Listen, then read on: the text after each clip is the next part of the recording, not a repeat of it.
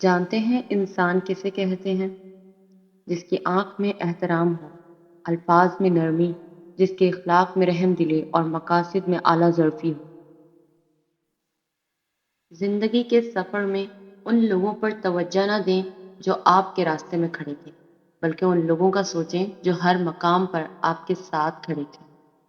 جب انسان بہت تکلیف میں ہوتا ہے اور مسکرا کر یہ کہتا ہے کہ میں نے یہ معاملہ اللہ کے سپرد کیا، تو یقین مانو فرش سے لے کر عرش تک ہر چیز لرز جاتی ہے۔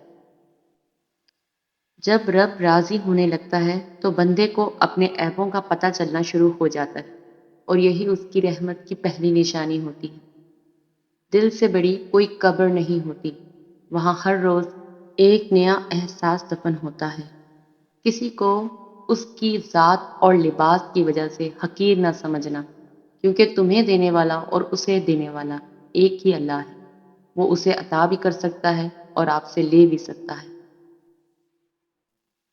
کبھی بھی اپنی جسمانی طاقت اور اپنی دولت پر بھروسہ نہ کرنا، کیونکہ بیماری اور غریبی آنے میں دیر نہیں لگتی۔ اور پھر تمہیں کیا معلوم کہ جب کوئی بھیگی آنکھیں سختی سے رگڑ کر لمبی سانس کھینچ کر تلخ مسکراہٹ لبوں پر سجائے آسمان کی طرف دیکھے تو وہ ضبط کے کس انتہا پر ہوتا ہے۔ صرف نماز روزہ کے بدلے جنت نہیں ملتی، مخلوق خدا کا احساس بھی کرنا پڑتا ہے۔ منافق بڑا خطرناک ہوتا ہے، یہ بھیڑیے کے ساتھ مل کر کھاتا ہے، کتوں کے ساتھ مل کر بھونکتا ہے اور چرواہے کے ساتھ مل کر روتا ہے۔